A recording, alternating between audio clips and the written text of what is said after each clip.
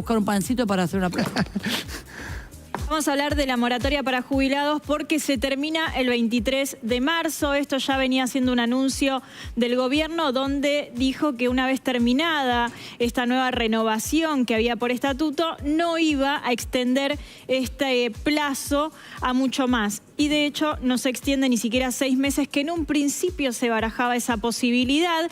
Entonces hay que tener en cuenta qué va a pasar de ahora en más. Lo cierto es que el plan de moratoria existe en Argentina hace 20 años. Sí, trascendió 5 gobiernos que fueron dándole extensión y extensión y extensión, porque siempre resultó más fácil tener un plan de moratoria que generar trabajo en blanco nuevo, porque definitivamente si la gente hubiese tenido trabajo en blanco con ingresos y aportes, esto no hubiese pasado. Lo cierto es que a lo largo de los años se fue generando esa deuda con los jubilados y hoy está pasando esto. Esa moratoria le daba la posibilidad a aquellos que no llegaban a tener 30 años de aporte, que le quedaba por lo menos 10 años para completar, la posibilidad de jubilarse con un plan de pagos. Ese plan de pagos, llegada a la edad jubilatoria, 65 para el hombre, 60 para la mujer, te daba esta posibilidad de tener un descuento sobre tu haber, que podía ser el mínimo o un poco más, dependiendo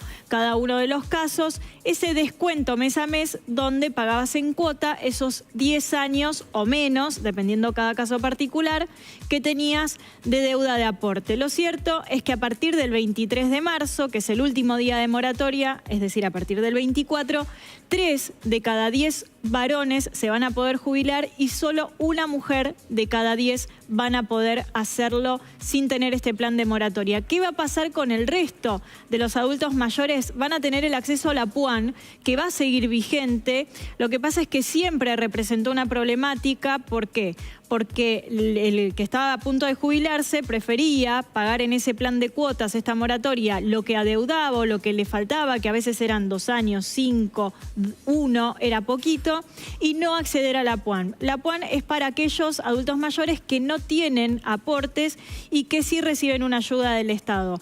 ¿Por qué era mejor ir por la moratoria? Porque te daba, aunque sea un haber mínimo, para cobrar. El APUAM, que es este pago universal que se le da al adulto mayor, es de un 80%. Es decir, a plata de hoy estamos hablando de 218.000 pesos. Entonces, es nada. Más un 70.000 pesos de abono, que la verdad es que ese abono que se da, bono que se da de 70.000 pesos, se cae en unos meses, no es un para siempre. Entonces, a plata de hoy son 218.000 pesos, lo que se cobra por PUAN.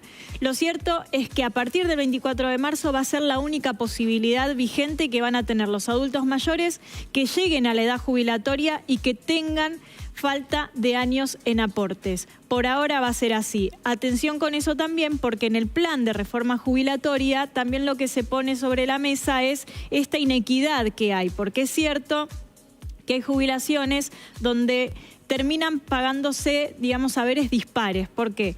Porque no es lo mismo aquel que aportó los 30 años, o en definitiva era un reclamo que estaba vigente, aquel trabajador que aportaba 30 años y que cobraba exactamente lo mismo que aquel que llegaba con 5 años de aporte o con 20 años de aporte y demás. Entonces, en este nuevo plan de reforma jubilatoria, que todavía no entró al Congreso, pero que seguramente durante el 2025 va a terminar saliendo, viene a traer algo que se va a llamar en realidad un pago proporcional. Entonces, dependiendo de la cantidad y el porcentaje de aporte, va a ser también como consecuencia esa jubilación que vas a recibir. Por eso es que primero lo que se hace es quitar la moratoria, ver cuál es justamente el campo donde se tiene que trabajar y después viene la reforma. Esto es lo que va a terminar pasando en este año, donde ya se venía hablando de estos cambios en cuanto a la jubilación y finalmente en este 25 se van a concretar. Así que hasta el 23 de marzo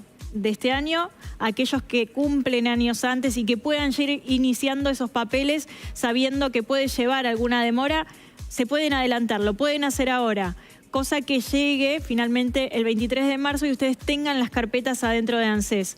Pasado ya el 24, no va a quedar otra, se levanta la moratoria y lo que van a tener que hacer es tramitar la PUAM.